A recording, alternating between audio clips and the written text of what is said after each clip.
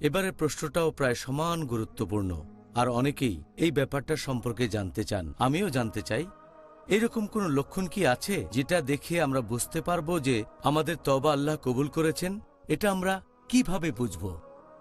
আল্লাহ সুবহানাহু ওয়া তাআলা আপনার তওবা কবুল করেছেন কিনা এটার লক্ষণগুলো, এক নম্বর হচ্ছে যে আপনি সেই পাপ কাজগুলো আর কখনো করবেন না, আপনার ভালো কাজের সংখ্যা বাড়তে থাকবে, খারাপ কাজ কমতে থাকবে। এটা এক নম্বর লক্ষণ যে আল্লাহ তওবা কবুল করেছেন। দুই নম্বর হচ্ছে আপনি আল্লাহ সুবহানাহু ওয়া তাআলাকে ভয় করবেন। তিন নম্বর হলো আপনি অনুশোচনা করবেন আল্লাহ সুবহানাহু ওয়া তাআলার কাছে, আল্লাহর কাছে ক্ষমা চাইবেন। চার নম্বর হচ্ছে আপনি থাকবেন বিনয়ী, সবসময় নম্রতার সাথে আল্লাহকে ডাকবেন। এই হচ্ছে চারটা লক্ষণ যেগুলো দেখে বুঝবেন যে আল্লাহ তাআলা আপনার তওবা কবুল করেছেন। আর আল্লাহ যদি কারো তওবা কবুল না করেন তখন তার তওবাতে ঘাটতি থাকবে, সেই পাপ কাজ করে সে আনন্দ পাবে আর পাপ কাজগুলো সে করে যেতেই থাকবে। এটা এক নাম্বার। দুই নাম্বার, সে নিশ্চিত হয়ে থাকে যে তার তওবা কবুল হবে, সে যেন পাপ মুক্ত, আর অবশ্যই আল্লাহ তাআলা তাকে ক্ষমা করে দেবেন। এটা দুই নাম্বার। তিন নাম্বার হচ্ছে যে তার চোখ কাঁদবে না আর মন শক্ত হয়ে যাবে। চার নম্বর, সে যা করবে তার মধ্যে ভালো কাজের সংখ্যা বাড়বে না, সৎ কাজ বৃদ্ধি পাবে না।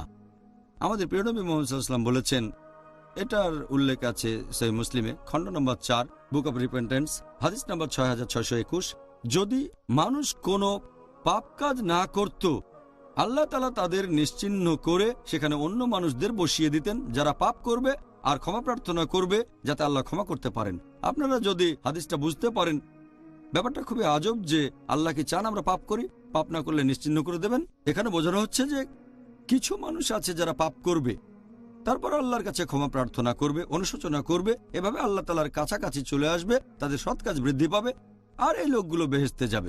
আবার অন্যদিকে কিছু মানুষ ভালো কাজ করবে আর তারা দম্ভ করবে, এটা নিয়ে তারা গর্ব করবে, এটা তাদেরকে নিয়ে যাবে দোজখের আগুনে। তাই আল্লাহ বলেছেন, যদি মানুষ কোনো রকম পাপ না করত, আল্লাহ তাদের বদলে এমন মানুষ আনতেন যারা পাপ করে ক্ষমা প্রার্থনা করবে আর আল্লাহ তাদের ক্ষমা করবেন। তার মানে আপনাকে হতে হবে বিনয়ী। তাহলে আল্লাহ তওবা কবুল করলে তার লক্ষণগুলো এরকম। আল্লাহ সুবহানাহু ওয়া তাআলা যেন আমাদের তওবাগুলো কবুল করে নেন। ডক্টর জাকির। আল্লাহু আল্লাহু আল্লাহ।